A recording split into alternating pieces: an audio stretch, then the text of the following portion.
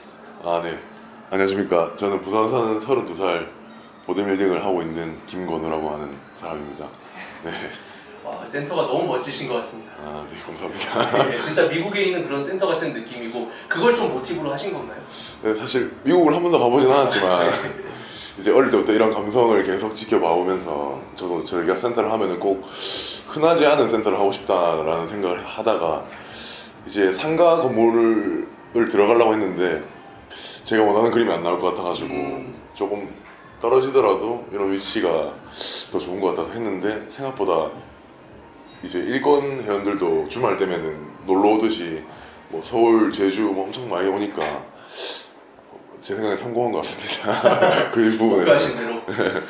지금 현재 주목받고 있는 젊은 보디빌더 중에 한 명인데 이 정도 수준의 몸을 만든 보디빌더를 보면은 저분은 뭐 어렸을 때부터 운동을 하지 않았을까 이런 생각을 많이들 하시는데 보디빌딩 운동을 처음 하게 된 배경이라든지 시작에 대한 시기가 있었을까요? 저는 사실 다른 종목을 했었는데 이런 투기 종목을 했었는데 투기 종목. 예, 그 보디빌딩을 하기 전에 무에타이라는 종목을 한 6년 동안 취미 아닌 취미를 배웠습니다. 그래서 이제 시합도 나가고 싶었는데 이제 집에 반대로 너무 어리다 보니까 그렇게 하다가 19살 때 처음에 보디빌딩을 접하게 됐고 접하게 된 계기는 저희 사촌 형이 또 보디빌딩을 하셨기 때문에 그 영향을 받아서 제일 처음에 시작하게 됐습니다. 보디빌딩을 처음 하셨을 때 그 다양한 사람들이 있는데 보디빌딩 자체가 내 몸에 맞아서 빨리 몸이 좀 성장하는 타입이셨는지 아니면은 조금 천천히 몸에 익혀가면서 성장하는 타입이셨는지. 그냥 알게 모르게 어릴 때부터 몸에 대한 욕심이 있었던 것 같아요. 그래서 쉬는 시간마다 학생 때도 풀업을 하고 푸시업도 자주 하고 친구들보다 팔씨름이 좀 세다는 걸 제가 성환 형님처럼 이제 알게 된 다음에 이제 내가 몸을 좀 가꿔봐야겠다. 이제 왜냐면 키가 남들보다 좀 작다 보니까 이제 몸이라도 좀 좋아야지 않겠냐 해가지고 이제 운동을 했는데 네, 조금 제가 운동에 대해서 이렇게 집중력이 좀 좋은 것 같습니다. 제 생각에는. 그래서 금방금방 몸이 조금 바뀌는 걸 느끼고 나서 네, 시간을 좀 많이 더 투자한 것 같습니다. 그럼 19살 때부터 보디빌딩을 시작했으면은 경력은 굉장히 오래되셨네요. 근데 그때는 제 커리어에 보디빌딩을 치진 않고 그냥 헬스라고 생각하기 때문에 그 당시에는 헬스. 네, 그냥 제가 제대로 한 거는 21살 때 정도부터인 것 같습니다. 보디빌딩 시합을 처음 나갔다는 시기로 봐도 될까요? 21살? 22살이 제일 처음. 22살 예. 첫 시합을. 예. 첫 시합에 대한 기억이 좀 있으신가요? 뚜렷하게 있습니다. 네? 뚜렷하게 있습니다. 말씀해 주실 수 있을까요? 제가 첫 시합을 9개월 동안 준비를 했는데 9개월. 네. 그때는 진짜 고구마 닭가슴살만 제가 먹으면서 했거든요. 야채랑. 그래서 소고기도 먹으면 안 되는 줄 알고 9개월 동안 준비를 해서 사실 그때는 제가 진짜 몸이 좋아진 줄 알았어요. 그래서 시합 나가면 내가 당연히 1등 하겠지 했는데 이제 지인들도 이제 그때는 시합을 이제 처음에 구경하러 많이 오니까 어차피 본선 올라가니까 예선 때 오지 마라 이렇게 했는데 예선에서 35명이 나왔습니다. 그때는 사설 단체가 없었기 때문에. 네. 그래서 35명 중에 이제 저만 안일했던 거죠. 이제 보는 사람들 다 불안한데 네. 떨어지면 어떡하냐. 그러다가 6등을 했어요. 다행히도. 그래서 본선에 올라갔는데 본선에 올라가서 6등 했어요. 그래서 일반부라고 보면 되나요? 네, 1번부 나왔습니다. 65kg. 65kg. 네. 김건우 선수가 처음부터 헤비급 선수는 아니고 네, 65kg 나왔습니다. 65부터 시작해서 그때부터 보디빌딩 첫 시합을 나가고 이게 나의 길인가 이렇게 좀 판단하셨나요? 사실 근데 첫 시합을 9개월 동안 준비했기 때문에 근데 제가 원하는 결과를 얻지 못해서 사실 마음 한켠으로는 진짜 화가 많이 났어요. 그래서 근데 이제 그 무대 시합장에 처음 가보고 이제 사람들 보고 나서 제 위치를 알게 되고 이제 이거는 내가 이렇게 자만해서 될 운동은 아니다 해서 그때부터 진짜 운동에 올인했던 시기인 것 같습니다. 그런 스포츠맨 정신이라고 하나요? 막 경쟁력이나 이런 패배에서 분노를 느끼셨다고 했는데 그런 것들이 무에타이라는 어렸을 때 좀 스포츠 하면서 좀 생긴 것인가요? 그런 영향이 있을 수 있을 것 같습니다. 네. 김건우 선수가 20대 초반이었던 시절이라면 사실 대보역 대회가 네, 맞습니다. 대한민국의 줄을 이루고 연봉을 받는 선수들도 있고 네, 김건우 선수의 목표 역시도 연봉을 받는 선수였습니까? 네, 저도 이제 처음에는 그랬었는데 이제 처음에 제일 첫 목표가 미스터 부산이었습니다. 그때. 미스터 부산? 네, 그래서 그때부터 미스터 부산에 대한 이런 집착을 놓지 못했고 사실 위에 선배님들 보면 12번씩 도전해서 미스터 부산 하시고 진짜 12년 동안 한 시합만 계속 나가시다가 미스터 부산 하시고 하는 거 봤기 때문에 저도 제가 뭐 3, 4년 도전해서 안 된다 해서 저도 그러니까 포기할 그런 건 아니었던 것 같습니다. 그래서 계속해서 집착하게 됐고 내가 이거 하기 전까지는 이 조금 세상에 나가기가 이게 허락이 안 되는 거였어, 제 마음속에. 와. 이걸 이루고 내가 조금 다른 시합을 생각해봐야겠다 생각해서 예. 그게 결국 작년에 제가 그걸 벌써 얼마 안 됐죠. 예, 이루게 됐고, 그 다음에 이제 제가 생각했던 거를 조금씩 현실로 옮기고 있는 단계인 것 같습니다. 그러면 총 몇 년을 도전하신 거라고 보셔요? 대본 한 채만 시합만 거의 23살 때부터 2살, 3살 때부터 정확히 기억 안 나는데 계속 뛰었죠. 9년을 그럼 문을 두드린 거네요. 네, 거의 그렇습니다. 네. 미스터 부산. 미스터 부산이라는 타이틀이 어떤 그런 본인한테 어떤 건지 좀 설명해 주실 수 있을까요? 많은 분들께는 좀 생소하실 수 있을 것 같은데.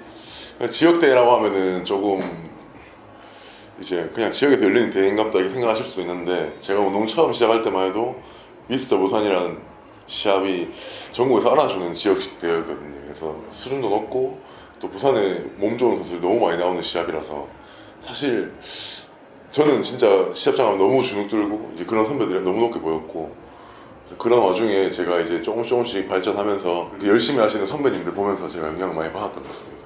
와. 그리고 나서 미스터 부산이 작년에 되셨는데, 만약에 네. 만에 하나 이거 제가 여쭤보는 건데, 그 정도 몸의 수준, 사실 많은 분들이 김건우 선수의 미스터 부산 몸을 보고 네. 야, 이거는 진짜로 뭐 IFBB 프로리그에 도전해봐도 되겠다, 이런 세계 무대에 도전해봐도 되겠다라는 의견을 적지 않게 내주셨거든요. 근데 만에 하나 미스터 부산이 되지 못했다고 하면은, 만약에 못했었다고 하면 또 다시 미스터 부산을 도전했을. 네. 그거는 네, 무조건 마무리하고 제가 넘어가야 됐을 것 같습니다. 네, 그래서 성환님이랑 저번에 인터뷰할 때도 똑같은 얘기를 하셨는데, 제가 미스터 부산이라는 타이틀이 저한테는 보디빌딩의 이런 가장 중요한 타이틀이었기 때문에, 진짜 남들이 생각하는 IFBB 프로 카드만큼 중요한 타이틀이어서 저는 이제 그걸 잃었기 때문에 조금 이제 세상에 다른 무대에 이제 나아갈 수 있는 이제 발판을 마련한 것 본인 같아요. 스스로의 자격을 부여하고. 예, 맞습니다. 진짜 부정할 수 없는 몸을 들고 나왔기 때문에 미스터 부산이 되신 것 같고요. 현재 신장이랑 이런 부분이 체중도 말씀해주시죠. 컨디션 좋을 때는 키가 한 173 정도 되는 것 같고, 네. 안 좋으면 한 170 되는 것 같습니다. 한 170 되는 것 같고요, 지금은. 네. 신검 받을 때보다 한 2cm 줄은 것 같아요. 와, 운동을 좀 오래 하시다 보니까. 이유는 모르겠는데 이제 다리 운동을 스쿼트 무게를 많이 들어서 그런가. 네. 그렇게 한 170 정도 되는 것 같고. 미스터 부산 때 체중. 네, 체중은 시합 체중은 90kg였습니다. 와, 미스터 부산 때 네, 90kg이셨구나. 90kg였고 네. 올해는 조금 더 올랐지 않나 싶습니다. 정말 뭐 이게 뭐 진짜의 모습인가, 포토샵이 아닌가 싶을 정도로 네, 모두 영상들도 많이 올라왔기 때문에 그런 의심들이 안 하겠지만, 너무 말도 안 되는 그런 쉐입과 밸런스와 컨디셔닝, 사이즈, 물론 본인 스스로 생각하시는 약점이 있겠지만 네. 보디빌딩 팬들이 봤을 때 와, 이 보디빌더가 뭔가 나중에 해낼 수도 있겠다라는 생각을 심어주는 되게 엄청난 대회였던 것 같습니다. 심지어 미스터 부산에 그런 대회를 잘 알지 못했던 분들도 김건우 선수 때문에 그 시합을 보고 그 시합 경기들을 보고 감탄을 금하지 않을 수 없었다고 생각합니다. 트포이 채널의 소중한 스폰서십 랭킹닷컴이 창사 10주년을 맞이했다고 합니다. 그리고 랭킹닷컴과 트포이 채널이 함께한 지도 언 5개월 차에 접어들었는데요. 여러분의 추천인 코드 사용이 채널 운영에 큰 도움이 되고 있습니다. 그리고 그냥 넘어갈 랭킹닷컴이 아니죠. 창사 10주년 10+10 행사를 진행한다고 합니다. 랭킹닷컴 홈페이지를 먼저 들어가 보도록 하겠습니다. 메인 배너 24시, 이전 주문시, 내일 도착, 다음 페이지로 넘어가면 우리에게 친숙한 박준영님이 보이시는 10주년 행사 페이지를 찾으실 수 있을 것입니다. 들어가 보겠습니다. 자, 들어가 보니까 6월 30일부터 7월 29일까지 행사를 진행한다는 기간을 가장 먼저 확인할 수가 있습니다. 10+10 기념 행사와 더불어 10% 할인 쿠폰과 10배 적립 찬스를 동시에 제공한다고 합니다. 보통 10+10 행사한다고 하면은 팔리지 않은 남은 재고를 파는 경우가 많은데, 우리 통큰 스폰서십 랭킹닷컴은 자신있게 스테디셀러와 베스트셀러 제품의 10+10 행사를 과감히 진행 중에 있습니다. 여기 보시는 제가 좋아하는 생선살 스테이크 제품이죠. 단백질도 풍부하고 맛도 최고입니다. 그뿐만 아니라 다양한 닭가슴살 제품도 10+10 행사를 진행하고 있습니다. 제품의 재고가 모두 소진될 때까지 선착순으로 진행되며, 재고가 소진된다 하더라도 다른 제품으로 바꿔서 또 10+10 행사를 연이어 진행하는 통큰 행사입니다. 추가로 10주년 패키지 이벤트 참여자분들 중에 추첨으로 샤넬 지갑, 아이패드 등의 경품도 나누어 드린다고 합니다. 여러분께 이 광고 알림을 전달하는 이 순간 전 이미 구매를 완료했습니다. 행사 기간은 위에 말씀드린 대로 6월 30일 오늘부터 7월 29일까지입니다. 우리 구독자님들도 이 좋은 기회 놓치지 않으셨으면 좋겠습니다. 그리고 여러분의 추천인 코드 사용이 정말 채널 운영에 큰 힘이 되고 있습니다. 구독자님들 항상 감사합니다. 그렇게 미스터 부산이 되고 나서부터는 네. 한동안 좀 시합의 모습을 바로 드러내진 않으셨어요? 네. 최근까지도 시합 발표가 얼마 전에 있으셨잖아요. 그 마음속으로는 이제 어디 시합을 나가겠다 이미 정해놓은 상태였는데 네.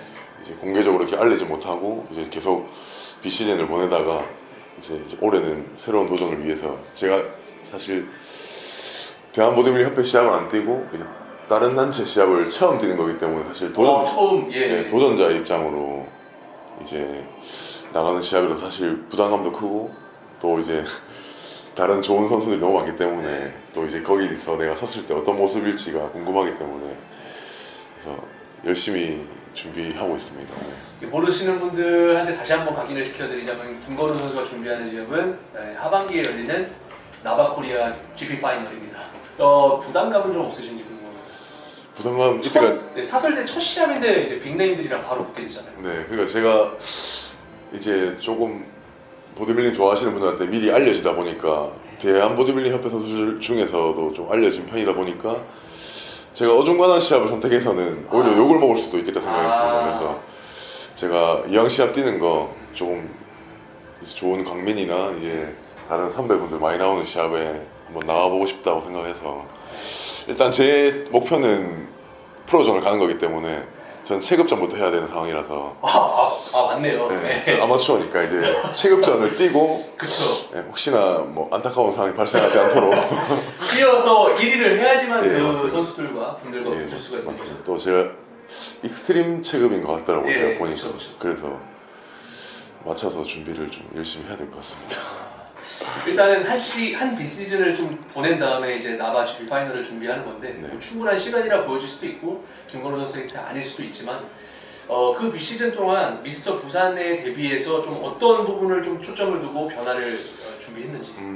제가 보디빌딩 이번에 부산 뛰고 나서 지적을 받았던 것들 중에 이제 어깨 후면, 어깨 후면, 후면이 있었고 가슴 예. 볼륨감이 있었기 때문에 그 두 가지를 보완하려고 노력을 많이 했고 그다음에 뭐 어깨 후면 좋으신 철순 형님이나 이제 또 다른 선수분들한테도 후면도 많이 티칭도 받았고 그다음에 그 센터에 가보면 대표가 안 좋은 부위 운동들이 많거든요.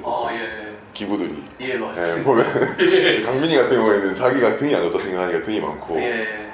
뭐 이런 식으로 많은데 저는 가슴이 안 좋다 생각해서 예. 가슴 문제점에 대해서 제가 계속 고민을 하고 연구하고 있습니다. 시합 체중도 조금 올랐다고 방금 은현 중에 말씀하신 것 같은데. 네, 제가 비시즌 때 이번에 117kg까지 보고 내려왔는데 지금 현재는 지금은 한 2kg, 3kg 나간 것 같습니다. 65일 정도 남은. 네, 그래서 찌어보니까 거의 다 지방이었던 것 같고 예. 그래도 그 중에 한 2, 3kg는 남기지 않았나. 네, 그러면 한 92. 2, 3 정도의 몸이 나오지 않을까 싶어요.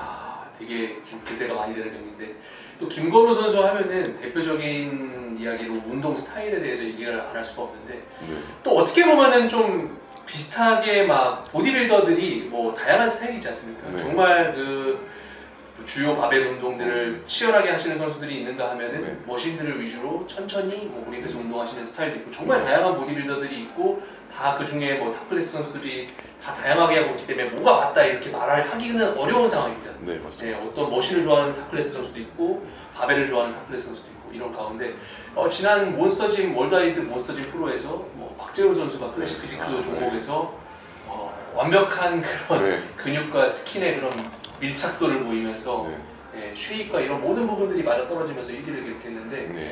어떻게 보면 많은 분들이 박재훈 선수를 이야기할 때 김건우 선수도 빠지지 않고 좀 이야기를 하고 바벨 운동을 정말 치열하게 고중량으로 하는 선수 대표적인 두 명의 선수인데 박재훈 선수의 우승을 보고는 또 좀 어떤 생각을 하셨을지도 궁금해요. 아마 박재훈 선수도 자기가 운동했던 이런 방식들에 대해서 확신이 드는 시합이 아니었나 싶습니다. 저도 근데 사실 보디빌딩을 하고 있지만서도 이제 이런 파워 빌딩을 저는 좀 추구하는 방식이기 때문에 이제 그런 파워 빌딩 하기 위해서는 기본적인 움직임이 나와야 되고 움직임을 만들어내기 위해서는 또 가동성을 확보해야 되고 그 가동성을 확보하기 위해서는 이런 보조 운동들이 또 들어가야 되고 여러 가지 메커니즘이 이어지기 때문에 사실 파워 빌딩을 해야지만 저는 부상의 위험에서 더 안전하다고 생각하거든요. 그래서 제가 그렇게 해왔고 지금까지 제가 크게 아직까지 다친 적이 한 번도 없기 때문에 그래서 이런 중량을 다루는 데 있어서 사실 엄청 불안하다고 느끼시는 분들이 많은데 저는 사실 그 반대로 생각합니다. 그래서 중량을 다루더라도